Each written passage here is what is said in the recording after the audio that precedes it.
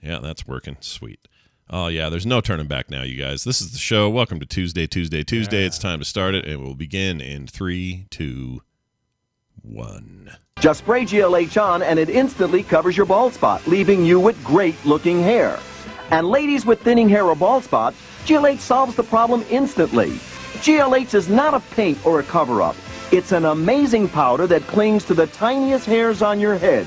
It actually builds on itself, leaving you with great-looking hair. Got a minute? Then you've got time for a hot steak sandwich. The morning stream, the morning stream, the morning stream, the morning stream, the morning stream. The morning stream. Bread goes in, toast comes out. You can't explain that. The morning stream, the morning stream, the morning stream. Hey, everybody, welcome back to the morning stream. Today is Tuesday, February 22nd, 2022. That's right, 2/22/22. Oh, my God. Or as the British more correctly do it, 22/2/22, which is way better. That's right. Yes. Way better. That's all we're going to say about it. Okay, that's it. I don't think that is. I think it will come up again. You think it will? All right, we're going to test yes. we're going to test my resolve and see whether or not I bring this up again later. Maybe I will, Okay. maybe I won't. Maybe a guest will come in. Like Bobby will do it because now he's thinking about it. Right. So he'll say, Right. oh, it might be two, science related to twos, or our final cover of the day might include a 2 in the title because of that. Who knows? Who knows? We'll have to see. All right, we'll have to see. Nice hint. I like your hint. Yeah, thank you. You're welcome. Hey, we're back. It's me and it's Brian. We got a show to do. I hope you're having a good Tuesday morning. So far we are, I think. I don't know. How's your Tuesday mornings? Okay, a little cold. So far so good. It is freezing cold. It is currently 0 degrees, or as my watch says, -0 degrees. So it's on the lower side of 0. Well, speaking of those Europeans, what is that in space points in the Celsius Less there? than, I have no idea. So theirs is 0. Absolute 0 for them is -20? No, -20 is where Celsius and Fahrenheit meet. So they'd be in the 30, -30. Yeah, I can't remember. No, -40.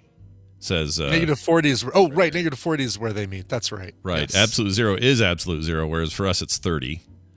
Right. Right. I think. Right. Anyway, well, so that means something, folks. Yesterday we were talking about Brian going to all these fast food places and saying it's too early to get a fish sandwich. Right. We're gonna wait for a warmer day. Okay. I had my map. I kind of had things planned out. I was going to bypass Taco Bell and just do Burger King, Wendy's, and McDonald's. A, because I think time-wise that would fit in the full half hour, but also B, because I go to that Taco Bell and they know that's not my voice when I pull up to the. Oh, are you like a regular enough that they would know your voice and stuff? Yeah, they have had the same people. There's an older lady there that has worked there for the last 3 years and only does drive-through. Wow. And she's like, "Oh, Diablo sauce." I'm like, "Yeah, okay, yeah." Like, because I always get Diablo sauce. So yeah, she'd know, but they don't know when I'm on the speaker. I will say this morning I did work on that voice so that it wasn't just going to be, is it too early to get a fish sandwich? And if they say, yeah, sorry, we no fish sandwiches until 10:30 or 11 or whatever. Yeah. Okay, well, let me get some hash browns. I was like, figure out the follow-up. You're going the full Monty. I love it. All right. It is. It devolves. The more I do the voice, the more it devolves into George W. Bush as done by Will Ferrell, but like a cranky, high-pitched one. Maybe a Dana Carvey, Ross Perot kind of thing. Nice. Well, I'm very much looking forward to it, but we're gonna have to wait for a warmer day in Colorado. Yes. Okay. Yeah, it'll be after I get back from California.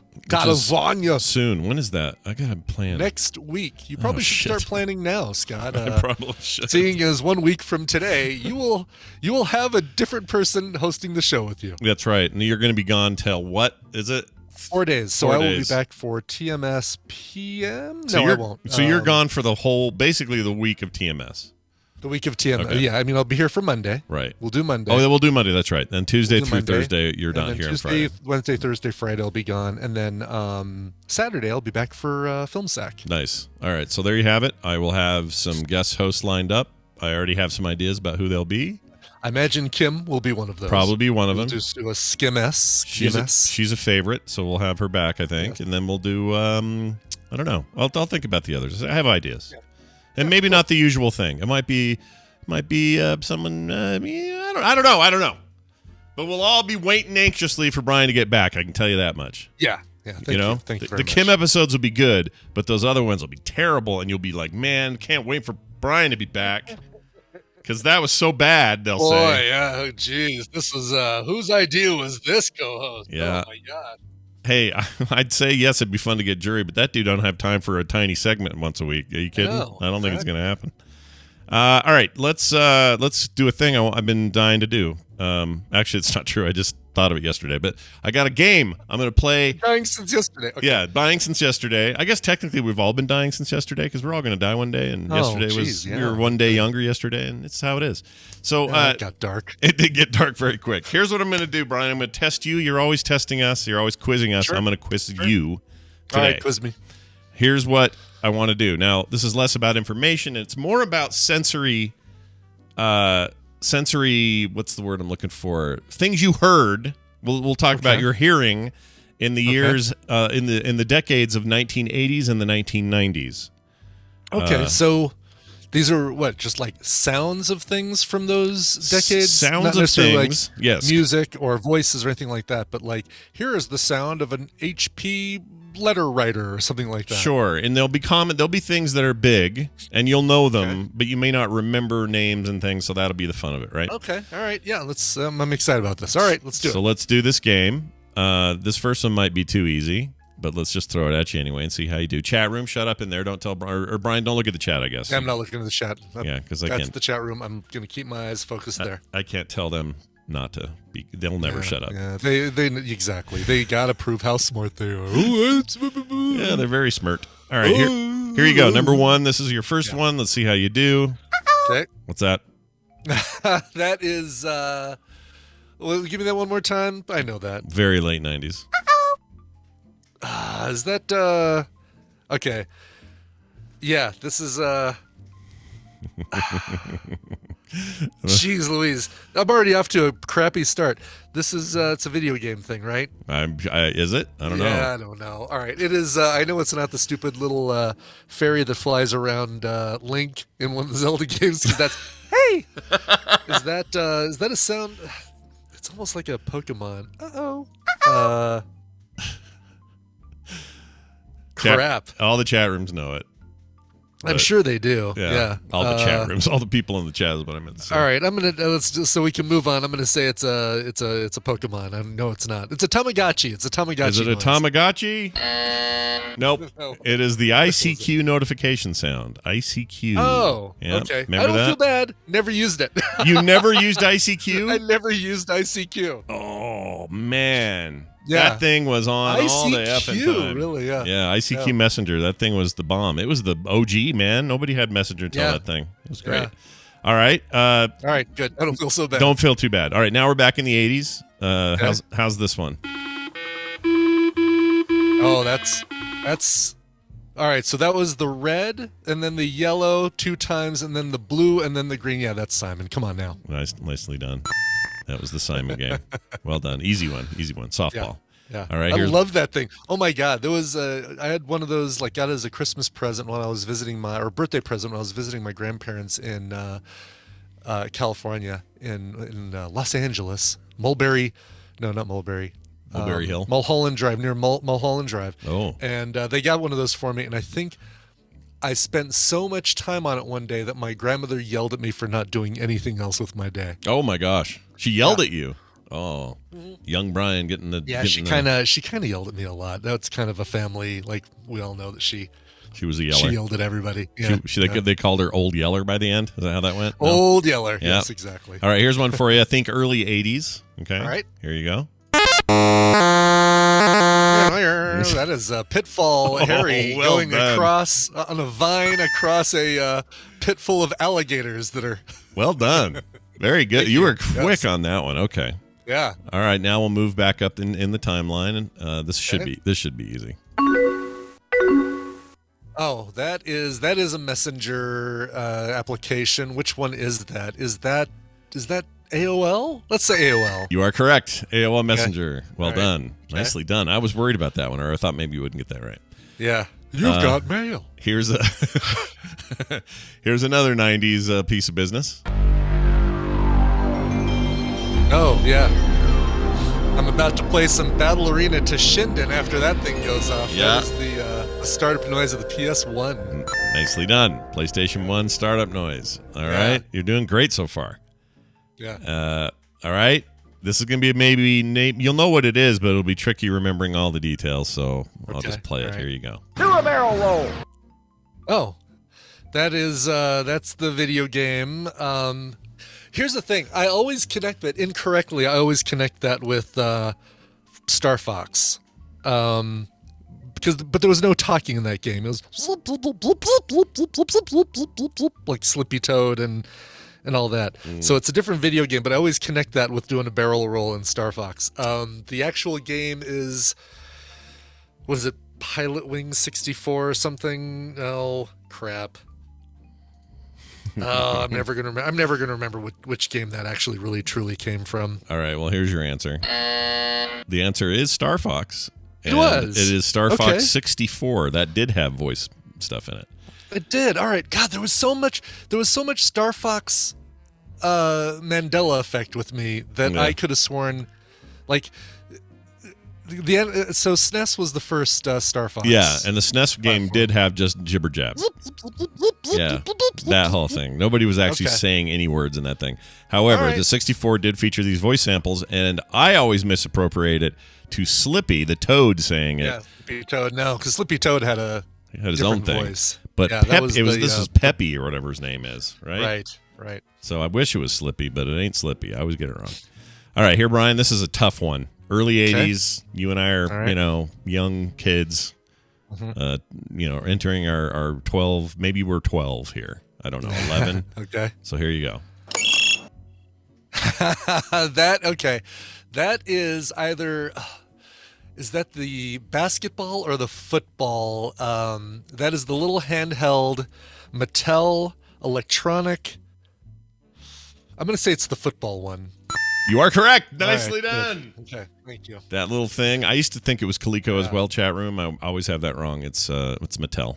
It is Mattel, yeah. Fun side note, though. The Mattel football game was programmed by the same dude who programmed NHL 94, which we talked about on Play Retro yesterday. So, interesting. Kind of cool. Yeah, that was his claim to fame. All right, here's one 90s, and I think you'll probably get it because we all had to. We all were forced to hear this all the time. Here you go. That is the Nokia ringtone. You are 100% correct. All those little freaking chocolate bar handhelds had that damn sound. Yeah, exactly. Good job. Here's one. Oh, this is maybe too easy, but whatever. Think 90s, I guess. Maybe 80s even. Right. Here you go. Only that part. Oh, that is the opening title card music for DreamWorks? I'm going to say DreamWorks. SKG. Let's check. Disney. Which one? Disney. Oh, okay. That's just the. Oh, it's about to go into the.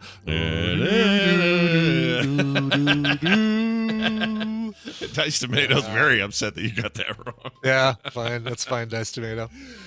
All right. Oh, I got a WTF for that one. Yeah, Jeez. that was a big one. What the ferp? All right. Listen, I remember that it was a movie title card. That is something. Come on now. I agree, and I cut it short to be hard, so it's because partly you cut off the "When You Wish Upon a Star." Yeah, I made it tricky. All right, here's one that you'll. This one's easy. Okay. That is the PlayStation 2 startup sound. You would be incorrect. Oh, is it 3? Is it 3? Nope, it's the Windows 95 startup sound. You're absolutely right. Yes, was that the one that was designed by Brian Eno? Oh, maybe. I don't know. Yeah. See, that's info I didn't have. I didn't know that. That's kind of cool. Windows 95. Yes. Yep. It's very early PlayStation. I know. Yeah. Jeez. Yeah, I should have gotten that one. Absolutely. Not so bad. All right. Here's oh yeah, this. I hate this. I hate what I'm about to play. Dice Tomato is so angry. I've made Dice Tomato so angry. I know. Let's trigger him further with this one. Yeah. All right? Okay. Here you go. That is the opening noise, or it's the noise that Tim Toolman Taylor made on friggin' Home Improvement. You are correct. Nicely done. I hate that sound. Don't you hate Yeah, that sound? I do too. I absolutely hate that. Yes. I hate it so much. All right, Home Improvement. Next up. Hopefully, in the Buzz Lightyear movie that we're getting, which is just called Lightyear, right? Is that right? I believe it's just called Lightyear. Yeah, I Yeah, believe so. I'd like to hear that character do that noise since he won't be voiced by Tim. Yeah, it's Steve. It's All Steve I can think Rogers, of is Tim right? Taylor, but it's not Tim. The character's Tim Taylor. Tim Allen. Allen. Thank you. Jeez. Yeah. And then Wow. you got now. So since this is what's his name? Captain America. Now he's the voice. What's his name? Right, Chris Evans. Evans. I don't know. You'd have to ask him if he'll be willing to do that for you. I don't know. Oh, Robert Fripp did Windows 95. Okay, which one did Brian Eno do? Brian Eno did. He did PlayStation? He did one of the startup things. Yeah, Windows XP maybe. maybe. Yeah, could I don't be. remember the XP startup, but that would have No, been 2000. Brian or Eno, something. Windows 95 startup sound. I did get that, and thank you very much. Oh, who told you wrong? maybe in the chat? you know Fripp and Eno worked together. They were both little prog rockers, but maybe Fripp performed it and Eno composed it, but I don't know. Just love the name Fripp. Yeah, Robert Fripp, That's a great name. prog rocker Robert Fripp. Amazing. All right, here's a tricky one. Okay. Let's see here. Here we go. Oh, okay. That is I'll do it one more time. is that it's Galaga is what's coming to mind. Is that the noise it makes when it captures your fighter and you're getting the two fighter? It's not, is it? Is that your final answer? That's my final answer. The correct answer is that is indeed a Pokemon. In particular, it's That's a Charizard. It's a Charizard. Oh, okay. Yeah, I never played any. My first Pokemon game was Pokemon Go. Good point. Oh, no, that's not true. I did play. So Tristan was big into it, so I did play one of his discarded Game Boy Color Pokemon games. And that's where this was from, was a Game Boy Color game. So this is the one. Okay, so I probably should have recognized Nah, that. dude, that's so long ago. Who's going to remember that? Yeah. All right, here's one that's obvious. Welcome. You've got mail. Yeah, that's the that's dude that's from the AOL. guy. Yeah, I know I've played it before, but he did a Coverville intro for me. Yeah, For it's great. $10, you could get him to do. You could get him to say anything. It was like pre-cameo, AOL cameo. Is what Yeah, it was. is he still around? That guy? I don't think so. Back in the AOL days, he sounded like he was 70. You've got mail guy. Let's just see where he's at. Because if I wonder, probably. Oh, okay. Let's see. Today, oh, he is old. Oh no, I think he's still alive. Elwood Edwards. That name, like, how could there be somebody still alive with the name Elwood Edwards? No kidding. I think he's still around. 72. All All right. Well done, Elwood. I wonder for $10 he'll still do it. I don't know. That seems cheap now, right? Doesn't that seem cheap? It does seem cheap, yeah. Even though Totally that's his seem whole. like $10. Are you kidding me? I would have blown 100 and had him say a whole bunch of stuff. Yeah, crazy. You've got dementia. That's terrible. I don't want to hear him say that. Oh, it'll make me sad. All right, final two here. All right, Okay, all right. easy one, I think. All right, that is that friggin' Link Fairy dude. You are correct. I forget the name of him though. It's Spec Navi, or, Navi or Navi. Yeah, Navi, that's right, Navi. Yeah, Navi, whatever it is. There was a video game character called Spec, or was it just Pee Wee's dog? Oh. I know Pee Wee Herman's dog, the little dog was called Spec, but I think there was some other character, is there a little game? assistant character named Spec. Video game character. Like it was a little piece of dust that talked to you or something. I love that idea. Spec, Full Metal Panic. I don't think I ever played that. Let's see. Yeah, according to this, there's one character named Spec from a game called Full Metal Panic. Yeah. All right. And I don't know anything about it. But that's a great name for anything. Spec is a good name. Yeah. Spec. Final question. I haven't been Okay. keeping score, so I don't know how you've done, but you've done pretty well, actually. Yeah. Overall, I you've done feel the Windows 95 thing black mark on the day. My day's now ruined because of that Windows 95 thing. But maybe this will redeem me. Oh, small correction. Full Metal Panic is an anime, but there is a game based on it, and I'm reading from that wiki. That's why I found it. All right. Here you go. Game Boy. Oh shit! I just gave it away. I just gave it away. You're supposed to play the sounds, Yeah, Scott. You yeah. see, the way this game works Yeah. is you play the And our winner is I'm pulling a Todd Cochran here with the answers. All right, well, I'll play it and then you can tell me if I was right. It's a Game Boy sound. Weird. That is the sound of turning on a Game Boy. All right, well, you get a freebie on that one. So yeah, well done. I had a lot of fun tracking these down because I was just doing stuff from like memory. Oh, and, you like, did this yourself. That's oh, cool. Yeah, totally did it myself. I was like, Wow, you know what? nice. What are some things I remember hearing when I was a kid that I thought, or when I was younger, where I thought they were, interesting, or I was in my 20s, like that Nokia sound. And I was like, well, what are the ringtones? So I went like through, I don't know, 7 or 8 main brand, like Motorola, what was the name of their cool phone that flipped? Motorola. The Track 4 or the... No, they had pink ones. Oh, yeah, Zephyr's right. Like that sound, I'd never even thought about it, but the sound of turning a Game Boy on was exactly the Mario's getting a coin sound. Oh, wait a minute. Oh! Yeah, it is. Yeah. I could have fooled you if I hadn't have blown the first thing. Yeah. No, actually, I might have said Mario getting a coin. Interesting. Oh, the Razor, the Motorola Razor. Razor, that's what I was thinking of. So I went through a whole bunch of those, and I was like, well, none of these. I mean, I didn't have a Razor, and like some people did, but it was super exclusive. But everyone had a Nokia, so that's why I used that. And I thought about doing more video gamey stuff, but then I thought, well, that's too easy. How about more like weird things, like the ICQ sound? Man, I got you with that one. I stumped you hard. Totally, yeah. But you never had it. Did you do the Trillion thing later, where you had all those things grouped into one? Do you remember that? Oh, Trillion was great. Never tried that one. Yeah, I was thinking, all right, maybe he's going to give me some sort of after dark noise or a Merlin, the sound of a Merlin being played. That's true. You were old school Mac back then too, so you had all those Mac things. I almost did the flying toasters thing. I almost did do that. Did you? Because that just was like a flap, flap, flap, flap, flap. That's all that is. Would have worked though. Did you have a wildfire pinball? No. Oh. That was the best. I don't know how that game could be as good as it was, but it was like a little handheld pinball game. Oh, I take it back. I did have this. Yeah. 79, 80, something like that. Look at that. Yeah. Oh. And it should never have been as good as it was, considering how few LED spots there were on this thing. Yeah, because it worked like the football game, sort of, right? Right, like, exactly. But there, look at that thing. Oh man.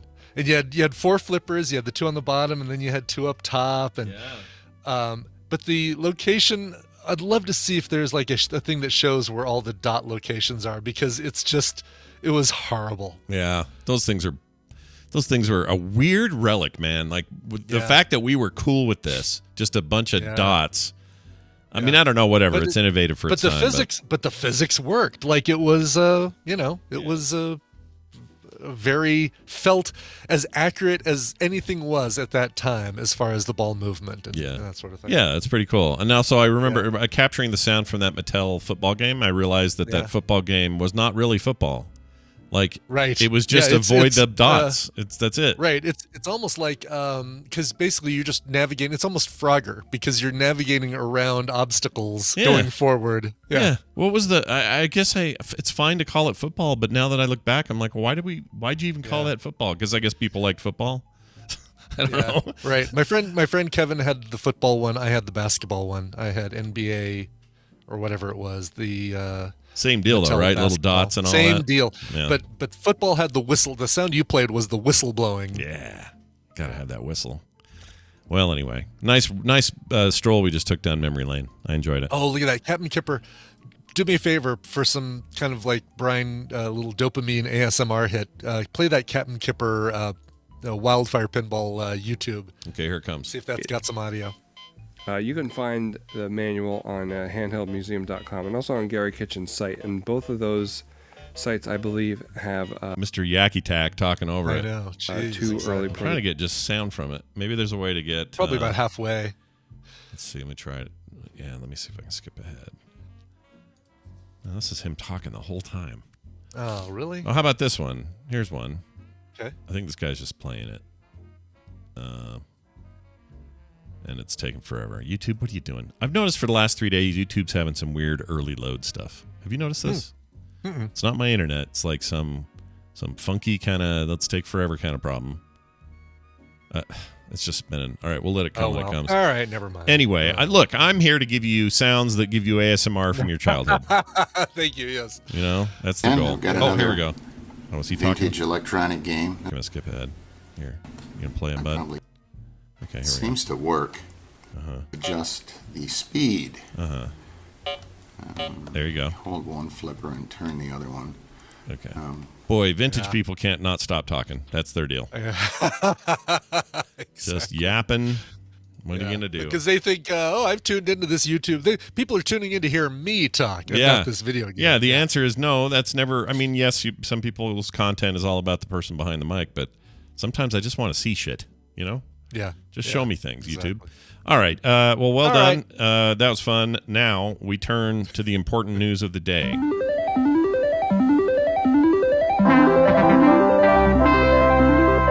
Today's news brought to you by... Ow, bam, upload? What if you live streamed your best friend's secret identity to the whole world? That's the story explored in Super Best Friend, issues 1 and 2, now live on Kickstarter at superbestfriendcomic.com.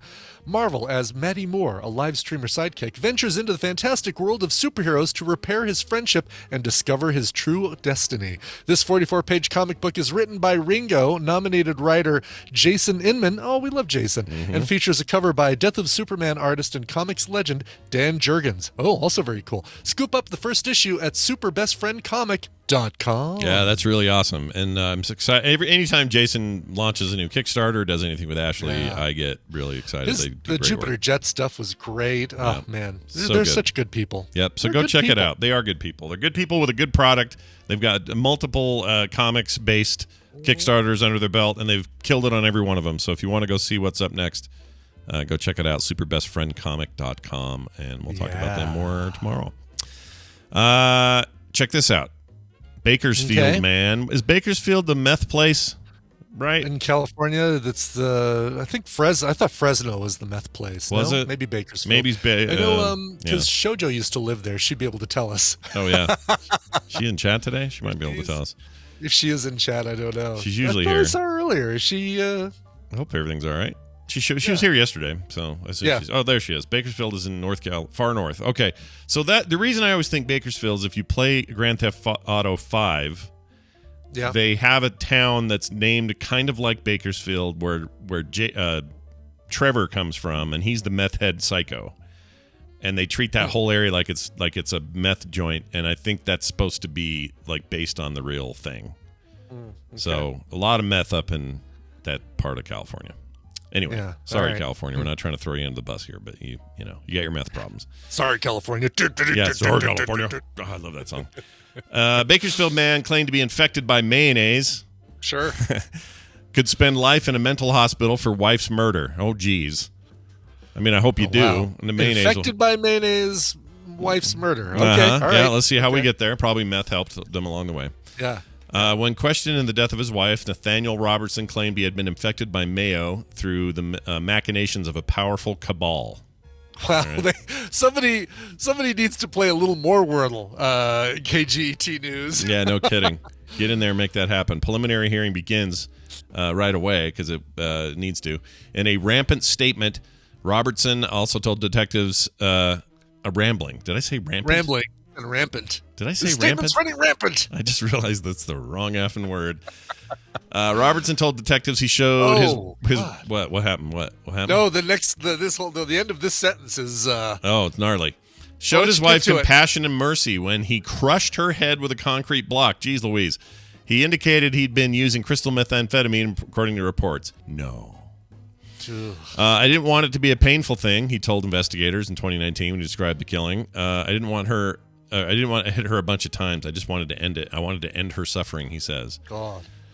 He closed... See, oh, that's a Noriega thing. That's different. a related story. Yeah. On Thursday, Robertson, age 49, found not guilty by reason of insanity for second-degree murder and could spend the rest of his life in a state mental hospital. 3 doctors determined Robertson was legally insane at the time of the killing, and the court also found that to be true. Robertson will be treated and not released until doctors and the court determine that he is no longer a danger to the public. Excuse me. And and not without further hearings to determine if release is ever appropriate. Sentencing's on March 30th. Anyway, yeah, so he did that, and he claims the reason all this happened is because he got infected by Mayo. Because why was he one to end his wife's suffering if he's the one with the infected Mayo? That's what I say. Yeah, you need to go get. I mean, let's try and figure out why this crazy person did what he did. I miss the days when people used just to drop an ATM machine on their significant other. Yeah, that was while Jesse Pinkman watched in horror. Yeah. Yes, exactly. You know,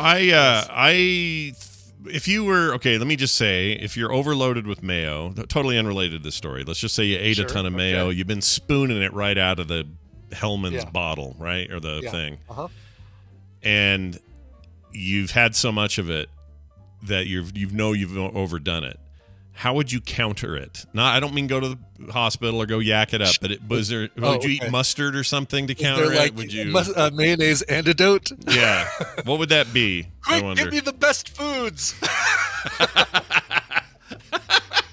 Another brand. Maybe. Well, whatever. You go barf it up. That's what you do.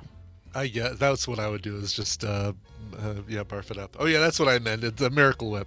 Miracle Whip. Moose 2271 says, Brian, is that a Sgt. Pepper's picture next to you? Oh, come on now. No, this is not a new recreation of the old Sgt. Pepper's album. This is the original Sgt. Pepper's vinyl. Look at that thing. Complete with the cutout card where you could cut out your own Sgt. Pepper mustache. Nice. And your own Sgt. Pepper buttons and stuff like that. This is weird. Yeah. That's really weird. Yeah. Is there a little yellow submarine I can take out and make a little paper submarine out of it or anything?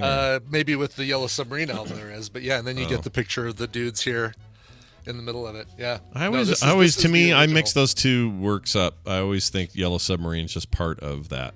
Why do I do that? Well, Yellow Submarine, so the soundtrack or the song actually first appeared on another album, and I can't remember if it was Rubber Soul or Revolver had, and then they did the soundtrack, and it was the lead track, and Hey Bulldog and all that stuff was on there as well. Okay. So that I noticed there was even a ring, an imprint ring from where the record sits. Yes. Yeah, exactly. Around the back. Yeah, around the back. It's stuff that it's it's the stuff that they make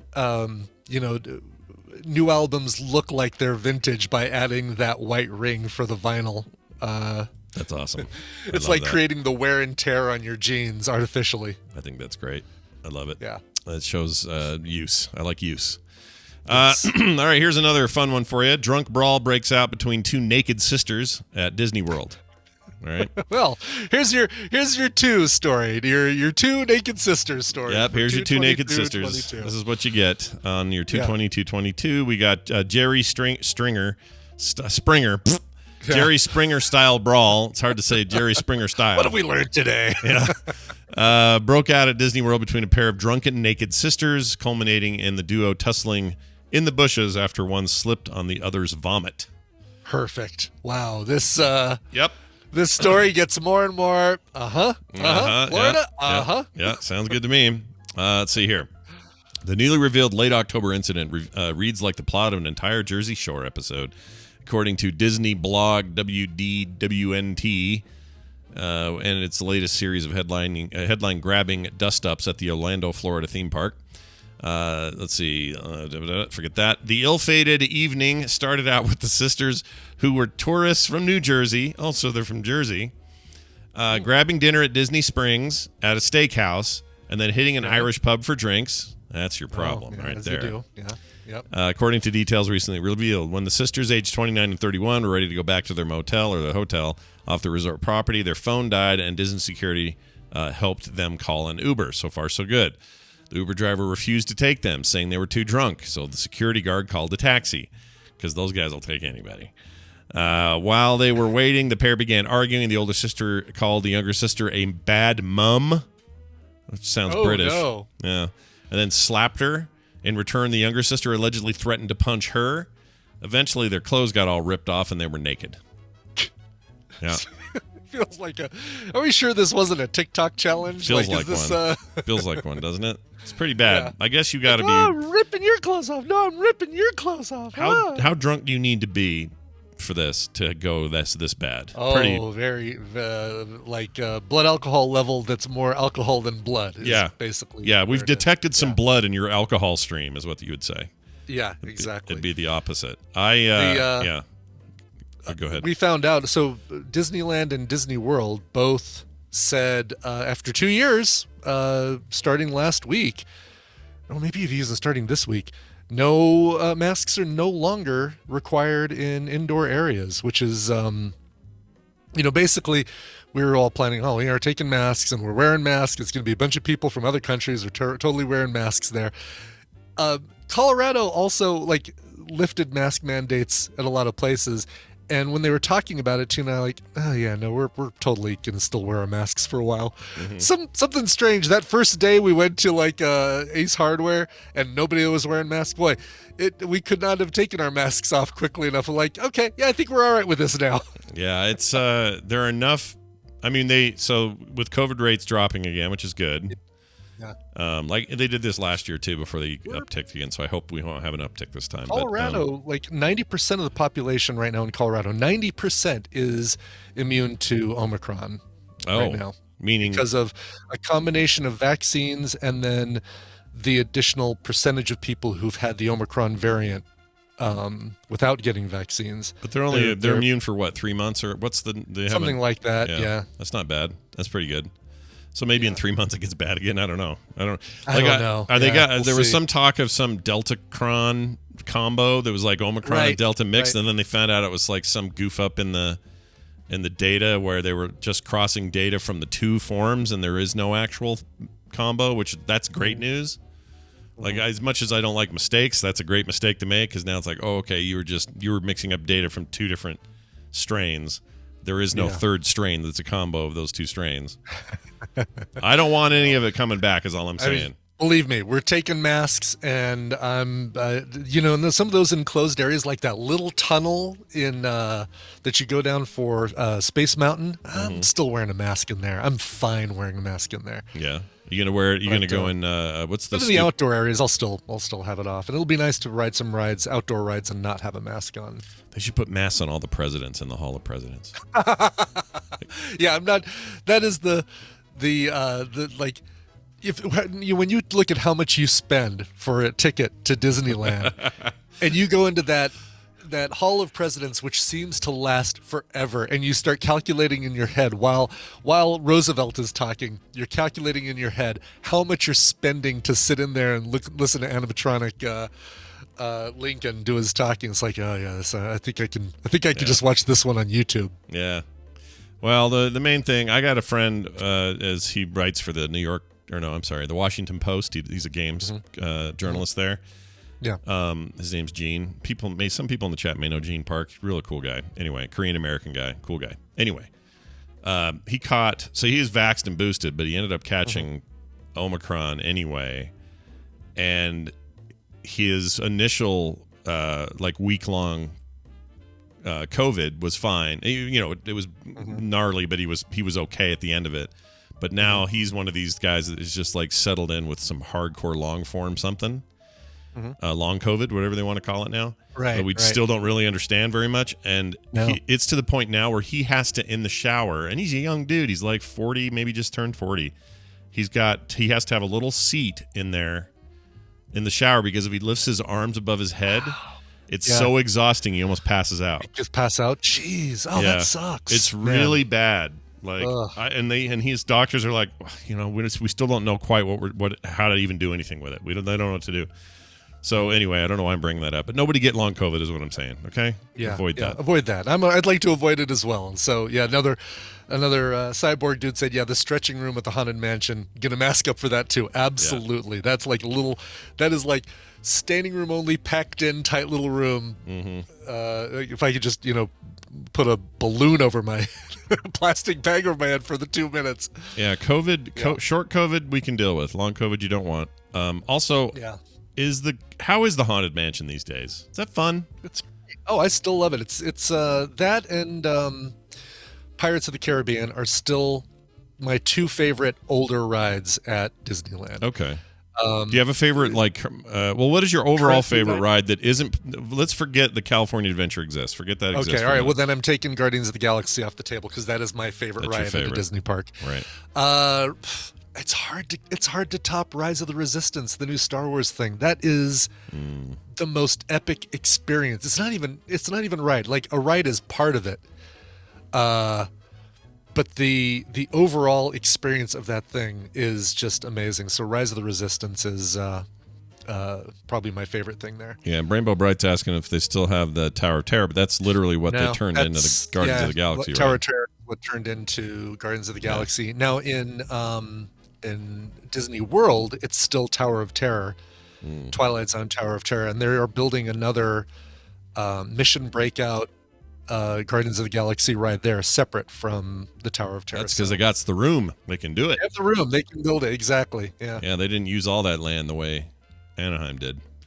Anaheim's out. They're done. Anaheim's landlocked. You're stuck. That's right. Nowhere to go but up. Yeah, what are you going to do? You're going to tear down the convention center and expand there? I mean, maybe you could, but I don't know. Yeah, Rainbow Bright, I loved. That was my favorite ride prior to this, right? The Tower of Terror. And then when they rethemed it to Guardians of the Galaxy and added the 70s music and added a whole bunch of other stuff, it's like, oh, I don't know how you did it, but you made this ride better. It is my favorite thing to do at Disney. Like, I probably could spend half of the day getting off that ride, walking around, getting back on that ride. And it's like being a little kid again at Disneyland where you just go on the same one. Totally. Yeah, I love that. All right. Well, there you have it. It's Brian Heaven, Jeannie. That's right. Kind of is. Yeah. Let's do this final story. Lithium-ion batteries are fueling the fire on a burning cargo ship full of Porsches. Did you see about this? This is crazy. No. Oh, no. So it's just like this massive ship out in the middle of nowhere on fire, shit. And it's because these batteries blew up, and the batteries take forever. You can't just put them out. It's like, oh, what's that? Right. It's like those the forever burning birthday candles that joke candles. Whoa, my wife just informed me it's $115 million worth of cars. Oh wow! Lamborghinis and Porsches, and the funny thing is, it's nice to see you, by the way, honey. Hi, honey. I haven't seen her since this morning. I know. Yeah. But as if we're not having a shortage of cars enough. I guess these are high-end cars, so maybe we don't care that much. But whatever. I guess we kind of do. Anyway, so they're cars that a good portion of us never would have bought. Yeah, that's a good point. The cargo ship Felicity Ace is aflame from bow to stern. I love that whole sentence. Is awesome. Felicity Ace. The Felicity Ace is aflame from bow to stern. And then it gets boring with a lithium-ion battery fire that can't be put out with water alone. The fire has been burning since Wednesday on the 16th. It's still burning as the ship drifts in the Atlantic about 200 miles southwest of Portugal's Azores Islands. Azores, how you say it? Just Azores. Is it Azores? Azores. Azores? Yeah, it could be Azores. Azores, big boy. Yeah. 22-person crew abandoned ship and was rescued on Thursday, so they're not in any danger at the moment. But this thing is full of Porsches and other luxury cars, also Bentleys, it says here. And some of those were electric vehicles. Not clear what started or what happened, but they think it was a greasy rag and a lubricant slicked engine room. I like how this person writes. This is good. This is great. I like good use of adjectives. I'm a big fan. No kidding. Like, this person keeps their thesaurus at the ready. Yeah, I'm in for that sort of thing. Captain of the port says the nearest. The batteries in the ship cargo are keeping the fire alive. They're trying to figure out how to extinguish it at this point. Part of this might just be letting it burn out. Large quantities of dry chemicals are needed to smother lithium-ion battery fires, which produce hotter or burn hotter and release noxious gas in the process. Yeah, I don't know what they're gonna do. I'm thinking clearance sale. Yeah, dude, it's a little scratch and dent. Yeah, a little burn here, a little toasty there. How much for a Porsche Carrera? Yeah, could I get kidding. A Porsche Carrera? I mean, if it's stem to stern, that makes me think that every car is affected. But maybe there's one or two that are just like a little stinky. You know, maybe. Yeah. On the outskirts, be a little Lamborghini that just will forever have the BO smell, like on Seinfeld. They can't get it out. The O is transferred from the B to the car. The whole car. I smell like it now. Ah! That's a great episode. We just watched that the other day. All right, that's your news for the day. We're going to take a break. When we come back, Making Things with Bill and some time to learn some science with Bobby. I also have a quick email for Bobby I'm excited to read. So we'll get to that. Cool. Before all that, though, Brian, you brought a song, I guess. I brought a song. Yeah. This is a woman who goes by the name Sasami, S-A-S-A-M-I, Sasami. She has a brand new album coming out. It's called Squeeze. Comes out this Friday via Domino Records. This is, I think, the third single that she's released from it. This was so good. Even though they gave me the single, I bought the whole album because it's awesome. And it reminds me of Haim, who I also love, who I'd see in concert if they weren't touring with the Red Hot Chili Peppers. Oh, come on. Yeah. Nobody needs that. The Chili Peppers are going to ruin Haim. They're never going to be the same after touring with the Red Hot Chili Peppers. Yeah, the real Chili Peppers are going to break Haim. They're going to break Haim. Break Haim. Yeah. Exactly what's going to happen. Yeah. That's all we'll say about that. That's it. So this is the song Make It Right from Sasami, and tell me if you don't hear a little Haim in here. I did not. That was absolutely not planned. Nope. I believe you because I could hear it in your voice that it wasn't, but that's amazing. Nicely done. All right. Well, let's play this song. Let's do it. Okay. Here it is. We'll be back in a minute. Please, whatever you do, stay tuned. For over 100 years, we've been scrunching and folding toilet paper. Finally, there's a better way. See this ugly yellow stain?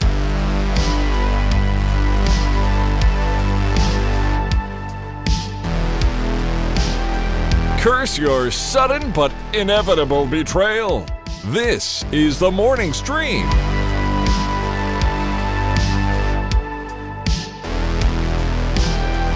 And we're back, everybody. Hey, Brian, remind me who made that song one more time, will you? Yeah, that song you just heard was Sasami and the song Make It Right from her upcoming album Squeeze, which comes out Friday. Oh, well then get your groove on, everybody. Get your groove on.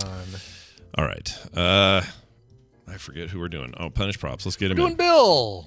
That's right. Let's get Bill in here. Let's find out what he's been making and why we might want to be making it too. Your bat cave's open there, Bill. Welcome Bill Duran to the show, who is in his offices there in the Pacific Northwest of punishprops.com. Hello, Bill. Welcome back. Yes, my office. Definitely not my dining room. No. No, 100%. During the pandemic, I got rid of the dining room table and put all my computers in here. Yeah, definitely not that. It's definitely a high-rise series of buildings, a whole complex, really, where Bill makes things and does so from his high horse. Hey, Bill, it's good to have you back. We always love hearing about what you got going on over there. I've been hearing so much about Brian's minis and prints and stuff lately that you're all starting to make me look like an idiot for not being more creative with physical things. So today is the day that you could tell us more about that. What's going on? Right.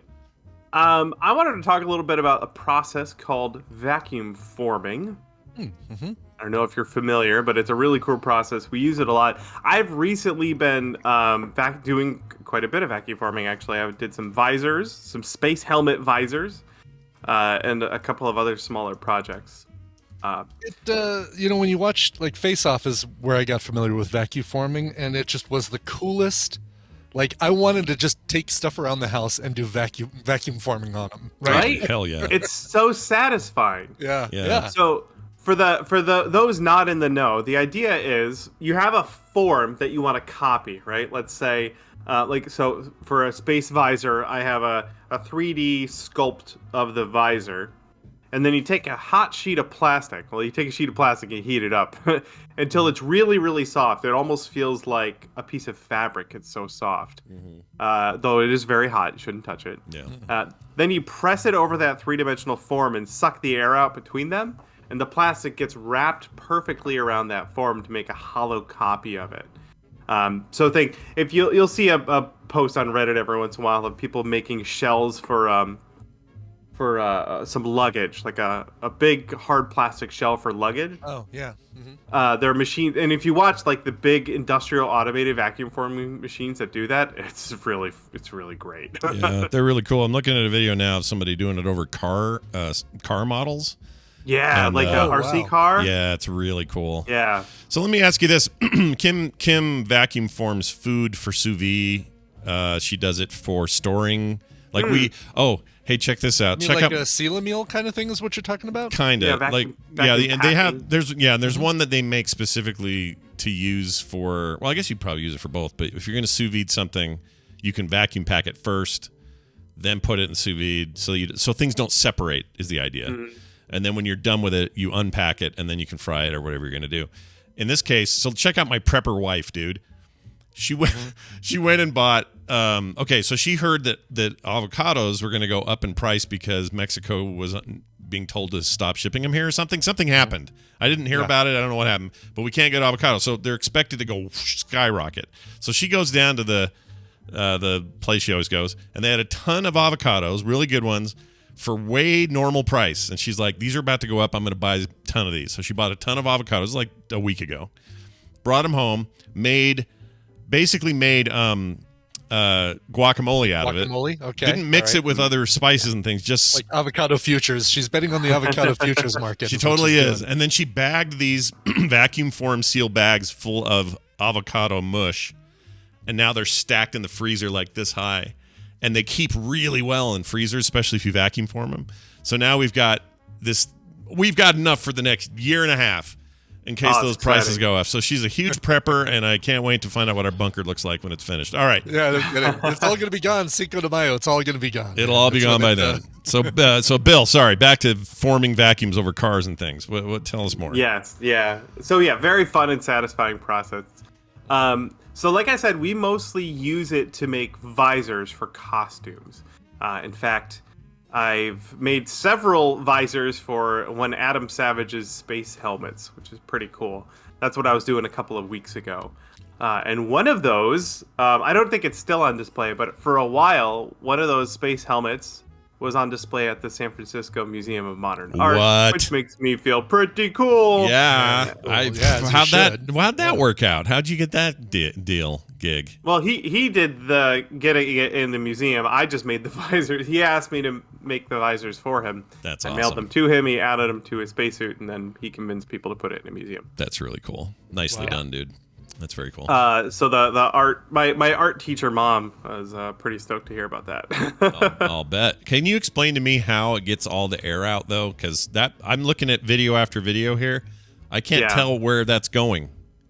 So the bed that the form is laying on is frequently perforated with many tiny holes, and there's a vacuum hose underneath that's connected to the bed.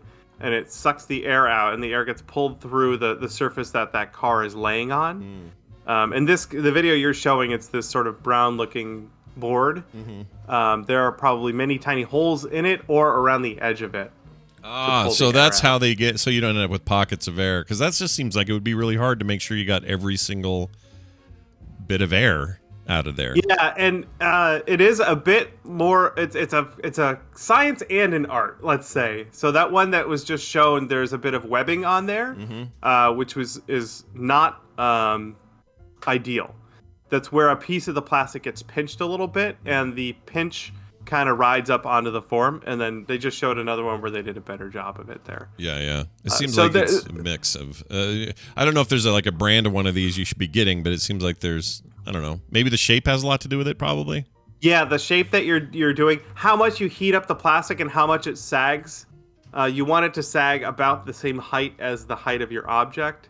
But again, this is all very loosey-goosey. A lot of it takes practice. So when I was making visors for Adam a couple of weeks ago, the very first visor I did was a complete fail. I hadn't used that form before, so I actually let the plastic sag a little bit too much, and I got a bunch of that webbing. So I had to sort of figure out my recipe, my process. Is it expensive to experiment with? Like how you know what I mean? Like if you blow a whole thing and it's all webbed up and you got to do another one, is it like, oh well, there goes $80? Like how does that work? The plastic I was using for that was about $120 a sheet, and I got 8 tries per sheet. It's not bad. So yeah. Math isn't my thing, but gotta figure out how much that is. I think it helps you that math's not your thing because a lot of the stuff you do is crazy expensive, and it's better not to think about it. It's better to not know. Yeah, absolutely. Right. Yeah, I think that's fine. So we make those visors using PETG plastic, the same stuff you make your Coke bottles out of, and that people do a lot of 3D printing with now. It's really easy to form, and you can also tint it with fabric dye, which is pretty cool. So you can have like different colored see-through visors. Nice. And it's great for the process is great for making pretty much anything that you want to end up being hollow and lightweight. Being see-through is just another bonus of the visor stuff. But I used recently vacuum forming to make a decorative shell for a quadcopter. My friends at Film Riot are doing a short film, and I made some props for them. They wanted a quadcopter, but they wanted it to look not stock. So I vacuum formed a decorative shell that just sits on top of it, and it's very lightweight, so it can actually still fly. Oh, yeah. So I just watched somebody do this with a car. The same idea. You're basically putting a new shell on top of a car. Yeah. Without having to even remove what's underneath, I guess. I guess you still can keep the guts of the previous shell in there if you wanted, right? You can go a little larger. Okay. Yeah, with RC cars, it's really easy to pop the shell off and pop a completely different shell on and change the total look of your car. That's basically what I did with this quadcopter. Are there giant vacuum forming things? Yeah. Oh, really? Yes, Okay. there are. Look up industrial vacuum former on YouTube. You'll find some crazy cool machines. That's awesome. Because in theory, you could do this to a real car, I would assume. Right? Right? Yeah. At that size, it makes more sense to make a giant mold and do like a fiberglass layup. Yeah. Or to do it in panels. It just makes sense. But you could do something that big, I'm sure. I wonder what the biggest thing is that people have vacuum formed. I would love to know. Can you make boat holes? Maybe. I bet they've done it with boat holes. Could you fab a house like? Probably parts of it. Yeah, do it in chunks, right? But then Yeah. assemble it and have like a cool pop up thing. That'd be all right. And it'd be the right. If you had to have the right material, though, it can't just be plastic, right? It'd have to be. Yeah, you'd have to pick the right thing. Fascinating. It also has to be a thermoplastic. It has to be able to melt and then recombine or when it cools, it has to be solid again. That's pretty important. Oh, is that so are there plastics that don't? I thought all plastics did that if you spread them out. Is that not true? No, what you want to look for is a thermoplastic. Okay. That's what they would be called, yeah. All right. You can 3D print the form, which is pretty cool. That's what I did for that drone. I modeled the form that I wanted. I printed it a solid buck or pattern, and then I just vacuum formed styrene plastic over the top of it. It was a really great hand-in-hand workflow with your 3D printer. Yeah, that's interesting. Yeah. And are you going? Do you have any? I mean, I know you've been doing these masks and stuff, but as you do them, do you ever go, "Oh, you know what I could do," and then you're off to some new project? Are you getting inspired by this? Normally by the time I'm done making like 8 visors for Adam, I'm like, cool, let's not do that again for a while. It is tedious the way I have my big vacuum former set up. But I've seen people with much more streamlined processes where I bet it's a lot more satisfying. Sure, why not? That's really cool. I wanted to point out the machines are getting more available for hobbyists. I've seen in the last 5 years a handful of hobbyist level vacuum form machines pop up. But before then, you just kind of had to make your own machine, which is what I've done. And if anyone's thinking about getting into this, you can make one out of a toaster oven and a shop vac, which is my smallest one is exactly that, a used toaster oven from Goodwill that I got for like $8, and the shop vac that I already have. That's awesome. Do you have video of this? I want video of this. Of the toaster oven? Yes. I have a video. I have a video on my channel of building that. So if you go to my channel and look up toaster vacuum former, you'll find it. I don't know why I find that so fascinating. That seems really cool to me. Everyone loves it. It's one of the most popular videos on our channel. For whatever reason, just taking an $8 toaster oven and turning it into a machine like this is very satisfying. Wow. All right. Yeah. That's really cool. Awesome. So yeah, the small one is great. I use it more often than I use the big one. And it's a lot cheaper to use because I'm using like tiny squares of plastic. It's great. And there's a million things you could use it for. Oh yeah, look at these. Oh, you know what? If I look up toaster vacuum forming machine, you are number one video that comes up. That's right, SEO. Hey, yep. You're ahead of Adam Savage's. You're ahead of. Take that, buddy. Yeah, take that, dude. Like you. Well done, Bill. Is all I'm saying. I know, Jeez, right? Louise. That's awesome. All right. Well, very cool. Oh, and this is one of the ones where you used to put your cartoons of yourselves up. You still do that every time, or do I just am I? Not No, I don't. I think we sort of just slid away from that. I you know like how those. just They're the cute. content you make sort of just changes over time, without really trying. Yeah, I did that Those today. cartoons are great though. My friend Molly drew those, and she's a wizard. Yeah, they're great. She's I have those stickers on my fridge. So All right. Yeah. Oh yeah. Yeah, I still have those. See, look at you making it. Oh, look at that. It is great. Plus, you're wearing your N7 jacket. You're about 10 years younger here. I know, jeez. Very young man doing his business. All right. Well, Bill, that's awesome. Do you have any kind of bonusy content today for us? Yeah, I do. I've been watching this channel. This guy named Daniel Schiffer. He does product videos, and then he shows how he does them. So this one is a drink commercial. He shows how he filmed this fun drink commercial with some, I would call them special effects or video effects, where he like pulls the cap off of the drink bottle with a fishing wire and then removes the fishing wire in post later, so it looks like the bottle just flies off, the cap flies off the bottle, and then he reverses it so it looks like this cap magically flies onto the bottle. It's great. He does all sorts of videos like that. Did he hand animate these spec videos that he did? Yeah, I wonder. Oh, It what? looks really good. That's awesome. Okay, you know what? I just realized. I think I follow this guy's supplementary short content on TikTok and didn't even know it. Mm-hmm. I've seen him do this where it's like throw smoke at the right time, pull the cap off in the camera in slow motion, and like all these crazy cool techniques. They're all really fun little projects, and Yeah. in the end, you get, when you edit this stuff together, you get this really snappy, cool-looking effect. And he's got a whole bunch of tutorials like this. So if you're looking to do fun product videos, definitely check them out. He also has a hat on that he has to pull the sizing tab on his hat way out, and there's a huge 3-inch thing. I don't know what that's like in real life. None of my hats I could do that with. So You want to just reach in there with a pair of scissors and just snip that right off? He has a normal head, is what I'm getting at, and I have a fat, ugly, weird noggin, and I don't understand what happened to me. Anyway, hey, Bill, these are great. Bill Duran, of course, over at punishprops.com. Find him there. Find him on his YouTube channel. Always fun talking to you, and we hope you have a wonderful week. You got it. See ya. Bye, Bill. Hey, Brian, there goes Bill. Bye, Bill. Bye, Bill. See you later, Bill. Bill. All right, we got science class. Everyone sit down. Put your papers away. Science class is starting, and I hope you're ready for science. Science. Look who it is. It's your science teacher, Mr. Oh, his hair. Oh, I thought you cut your hair for a second. I was gonna lose it. I'm like, wait a minute. That's not going to happen. Guess who it is, everybody? Bobby Frankenberger joining us with not cut hair. It's just pulled back, tied up. It's fine.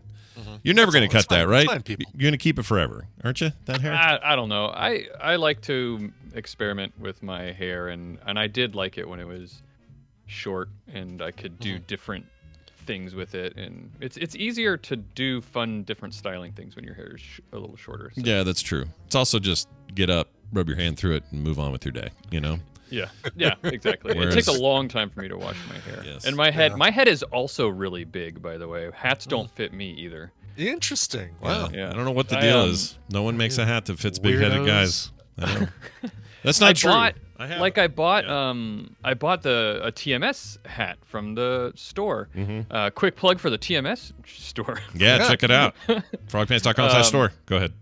Yeah, so I bought one because I wanted to wear it to Vegas. I did this the last time we were supposed to do Vegas, and that got canceled. Yeah. But I want to wear it, but it barely stays on, and you know what I'm talking about. It barely stays on 100%. My head. It's basically like just placing it on top of my head, so if I run too fast, it'll fly off. Yeah. Well, everyone around you is wearing it just fine, even having to adjust it to make it slightly tighter. But no, not us.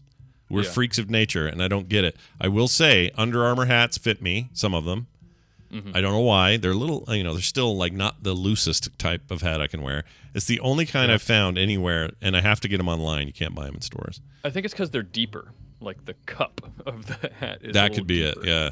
But you look at me, I don't have a big head. It fits the rest of me. But I also have small feet. I'm weird, is what I'm getting at. I do not have the benefit of being tall and having a large body. I am 5'8", 10 with a giant head. So. It's gonna weird me out to see you. I also have small feet. I do.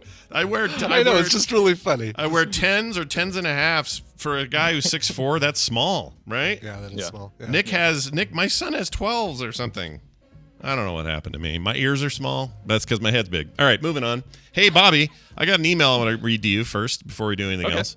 And you guys are encouraged, if you have a little question for Bobby, you can totally send him into the show. This is what Toby says, very short. Says, hey, ask Bobby if he has a favorite bit of science fiction that he thinks we should still see happen in real life, says Toby. You got anything where you're like, oh, man, that scene in, I don't know, Alien 4, we should have breath recognizers or whatever. Like, what do you think? You got anything that pops to your mind? Oh my gosh, that's such a good question that I have not thought about before. I kind of sprung it on you. This is the trick. Surprise! Potato farming in Mars would be great. Yeah, you got to use your own poo, The replicator is, you can't beat the replicator, right? Replicator is the best. Yeah. Yeah, that should. You know what? That's the answer. Yeah, Although, I mean, isn't it constant? We figured this out. I think it was on the show where we figured out it was made from the crew's poop. Right, exactly, yeah. Yeah. Is that canon or is that your head canon? I think that's canon because the idea is that they're not forming it from nothing. They have to have molecules. Scientifically, you got to have molecules to do it. And they're okay with it because, yes, scientifically, they're separating everything, the waste from the whatever, and all of it is coming out of everyone's waste. So if Kevin Costner can do it with his pea plant in Waterworld, then Star Trek can do it with their poop food. What if? Oh my God! What if all your particles, when you go through the transporter, what if that gets all mixed in with the toilet particles, and really you're just like, they're just recreating, like it really is like Soylent Green, and you're really eating people. Yeah. Kind of. I think you are. Like in some way, I don't know how mixed it is or how picky they can be about pulling a molecule out and moving it or whatever. But according to the science of it, I have this book somewhere, a Star Trek science manual, and they go into like deep detail on transporters, replicators, all that stuff. And part of it is, it's pulled from the waste of the crew and then recycled, and then now you're eating it again. And so there's still this, they still see you have episodes like this where they're like, we're not happy. This is a chocolate sundae, but it's not the same as a home or a real one. Well, that's because it's made out of people. Yeah, it's made out of poop. And I think didn't the Voyager people, that's why they had a galley, because there was something wrong with the replicators long term where if they couldn't do something, they couldn't keep eating their own waste or something. Wasn't that the deal? Anyway, doesn't matter. It's a fun little side thing. I believe you. I believe that you believe it. I believe it. I do believe it, and I haven't seen Voyager in a long time, so don't quote me on any of this. But do quote Bobby on whatever he's going to talk about today. Bobby, what's the science of the day? What are we doing? There's some research. A paper was published last week that details a medical advance that could dramatically reduce organ transplant rejection. I've been into organ transplant news lately, and like hearts, lungs, kidneys, all that stuff. Yeah, and this particular advance could potentially create universal donor organs, because just like blood typing, tissue in your body is typed. Like your organs have AB typing, just like your blood. They call it ABO grouping. Sure. And so you have to have the organs have to match the donor's type has to match the recipient, and so it's just the same as that. An A organ can be donated to an A type or AB type person. All that kind of stuff. Right. The important thing is that just like in blood, if you have a blood type of O, then you're considered a universal donor. You can give your blood to anybody, right? Mm-hmm. It's the same thing with organs. And so these researchers at the University of Toronto published a paper that details a method that they use to convert a type A lung into a type O lung. And the process only took about an hour. Whoa. To do. Yeah. Or does that just move the possible rejection process to pre-op? Because there's still a chance it would, reject the change, though, right? I assume. Yes, there's always still a chance of rejection, and this is also just a proof of concept. They haven't done it in people. What they did was they took the organ, without going into a lot of detail about how typing works and why it works. I am going to talk in detail about that when I do this on the show in a couple weeks. I have to do some research on it, but basically there are markers on the outside of the cells, and those markers determine the type. But type O people don't have any markers at all. Type A and type B people have their own markers. Type O has no markers at all. And so what they were able to do was they found an enzyme that they could use to bathe the lungs in that just removes all the type A markers, so it doesn't have any, and now that effectively makes it a type O lung. Weird. And yes, rejection is definitely possible, but this would reduce the risk of rejection. I mean, this would theoretically, hopefully, eliminates or dramatically reduces the risk of rejection due to typing. Let me ask you this. So that all makes sense to me, and that's awesome. So that's a huge jump forward, and obviously real tissue inside of a person's body is probably the better way to live out your life. But we always heard about what an innovation and amazing thing it was when the first artificial heart happened. And everybody was stoked. It was right here in Utah. It was a University of Utah thing, and everybody flipped out. It was such a great thing. But I don't hear about innovations or where we're at today with heart transplants. And that was, 40 years ago or something? Yeah. Barney Clark, wasn't he the first? Barney Clark. That's, great memory. I totally forgot that guy's name. So now, do we still do that? Are they smaller? Do they have Wi-Fi? Like, what are we doing with hearts? Artificial hearts. 5G, little miniature 5G tower in there. Yeah, what's going on? I bet you they do have more advanced artificial hearts. They're probably just over time been incremental advances, so they're not like big, and it's like batteries. You don't hear like gigantic battery news because every year batteries get a little bit better. Yeah. And that's just true. Batteries today are better than they were 10 years ago, which were better than they were 10 years before that. But you don't hear like the news about a life-changing battery because it's just tiny changes. And I bet you the heart's the same. Artificial heart's the same. They just make incremental changes. So. Yeah. It's I'd be curious, like, if I always thought, like, when I was 10 or 11 when that news broke, I remember thinking, oh, well, by the time I'm 70 and need a new heart, they'll have a neat little robot heart that'll just pop in and I'm good to rock. And actually, I really do think that should still happen, and I don't know why we're not there, but whatever. What do I know? Speaking of science fiction, that hasn't happened yet. Anyway, well, that's really cool. That's good news for people on the list, I suppose. Yeah, there's still a lot of work to be done to figure this out. This was only able to be demonstrated in type A lungs. They still have to find the proper enzyme for type B lungs and type B tissue. And then, of course, they have to test it in animals and then, see if that works. And then you would go to humans. And again, there's still a risk of rejection. There's a lot of unanswered questions still, like will the lungs or will the organs reject anyway? Will those antigens that are the type A antigens on the lungs, even though they've been removed, will they grow back? That could be a problem. And if they do grow back, is that something that you can deal with like immune suppressant drugs? So there's still a lot of work to be done, but this is the fact that they can take off these antigens at all to convert it is great. They also tested the lung after they did all this. It was a healthy lung that was able to be transplanted before, and when they converted it, it was able to be, they tested it again in the same way that they would test any lung before transplanting, and they found it was a healthy lung. It was still good. It still could have been transplanted by all the typical measures that you use. Is it inflating properly and stuff like that? How about those pig hearts? How you feel about those? Well, it seems fine to me. Yeah, you're all right with that? No, I mean you're talking about the ones that are the genetically modified pig hearts. Yeah, the ones they're actually growing and farming to be heart. I'm sure there's like lots of specifics about who gets them, but that's another angle on this thing, right? Yeah, if we don't talk about the ethics, if we ignore the ethics of farming pigs for this purpose, which I don't think we should ignore, but just to not dive into that conversation. I think it's a great thing. I think it's good. It has the potential to save so many lives, and provide so many more hearts to people.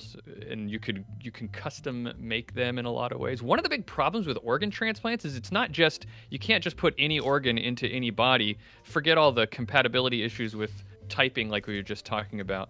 But it also has to be the right size. If it's too small, then it won't be big enough to do what it needs to do, like in lungs and hearts specifically. So for Brian, who has a really big heart, he's a big-hearted guy. Huge heart, huge heart, biggest heart you've ever you seen. just need to find a really big pig. Yeah.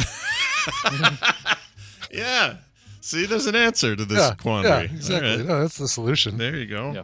All right. Well, this is super interesting stuff. I mean, I'm not in any hurry to have any sort of heart work done, but I like that there's advances here, so that when we need it, and most people, at some point you might. I mean, maybe at some point you're supposed to just let your heart die and you go and you're dead. So when I'm 90, don't call me. But if this happens next year, hey, let's go. Let's get it on. Let's get my pig heart in there. Or a fake one, or this typo thing that you just talked about, who's obviously terminology I have completely wrong. Hey, Bobby, that's going to do it for us. Any thing happening in your upcoming world of podcasting that you want to tell people about? Well, we've got the episode of All Around Science that just came out yesterday. We talked about. Did you know that there are giant viruses? No. No. Yeah, there are. Are they visible with the naked eye? They're visible with a microscope, which is unusual for a virus. Yeah, no kidding. What's the relative size? Like much bigger, or like what are we talking?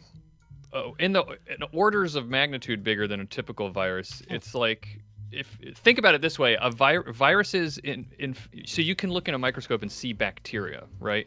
Like that's big enough to see under a microscope. Viruses are so small that they infect bacteria.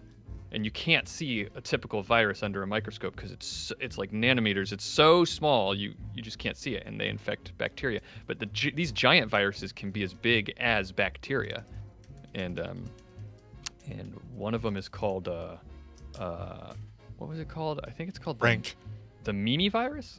Oh, Mimi. It's Mimi, like me. Yeah, they get that from it's the virus that Dr. Honeydew let loose in right, exactly. Now we have. But we talked about that on this episode that just came out yesterday, and because there are giant viruses, of course, viruses don't care.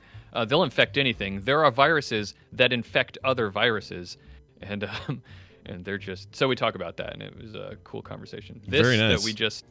That we were just talking about now, about the lung transplants and all that kind of stuff, I'm going to be talking about in a couple weeks. So I'll remind you guys again, because this is really cool, talking about blood typing and all this stuff. So yeah, very cool. Look forward to it. Very All Around nice. Science. Yes, All Around Science. Get it wherever you get your podcasts, you bunch of weirdos. And Bobby, all I can say to you is I hope you have a fantastic rest of your week, and that your hair remains glorious and beautiful, and your hats fit you. Bye.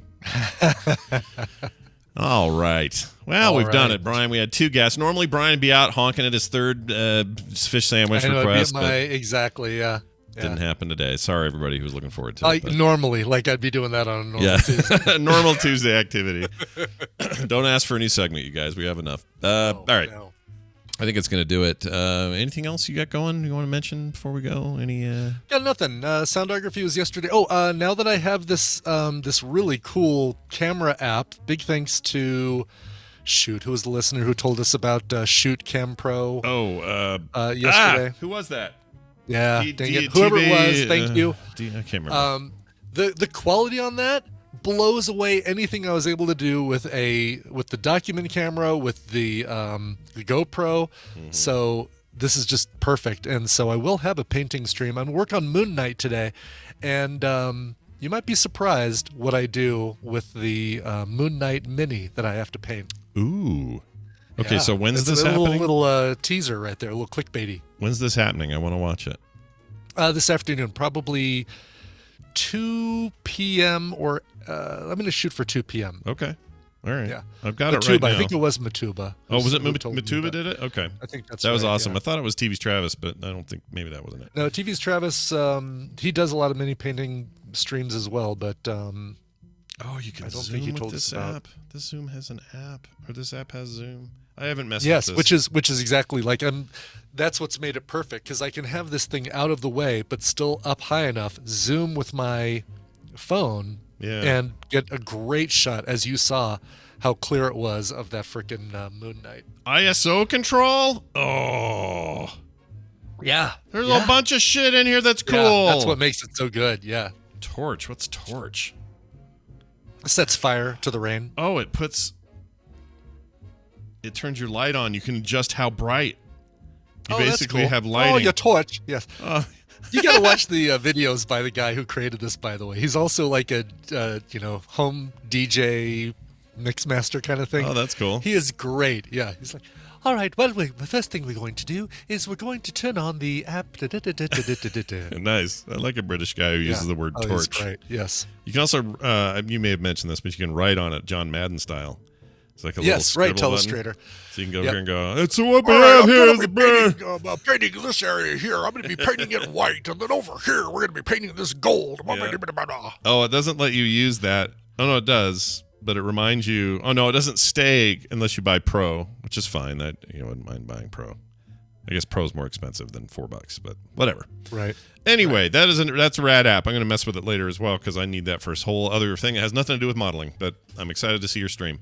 That's it for today. Thank you all for being here. Patreon.com/TMS is how the show is fueled. Please go there, throw a buck or more at us, and we'd love you for it. It's just a monthly thing, so it's not like every day. That's the other thing. People get scared. They're like, am I paying every day? No, you do like a small monthly thing, and you're good. If you want to, you can, but no. If you want to. Anyway, do that. Patreon.com/TMS, frogpants.com/TMS for everything else. Send us your emails, themorningstream@gmail.com. I haven't said this in a while, so I'll do it today. Follow us on Twitter @MorningStream, @Scott Johnson, @Coverville. I think that'll do it. Hey, I need a song of a request nature, maybe, or not even that. It could be just a cover from Brian. All right, let's give you that. This actually isn't a request. I didn't have a request for today, which is surprising, being 2/22/22. I thought, somebody's going to request something, but no, that's all right. And I'm glad you didn't, because I get to play something for you that you've probably never heard before. Now, it is Tuesday, 2/22/22, so I'm picking a song that begins with the word two. This is cool. If you recently watched the Beatles Get Back thing on Disney, you probably heard them doing this song a lot. This is one of the songs that they practice ad nauseum for Let It Be. But you've never heard this cool electronic version, which came out in 2005. The song is Two of Us. It is Skylab 2000, and it comes from the album Beatles Regrooved. Amazing. All right, we're going to play that now, and we'll be back tomorrow with another TMS. We'll see you then. This show is part of the Frog Pants Network. Frog Pants Network. Get more shows like this at frogpants.com. I am very, very Okota. Oh, my Lord. Ooh.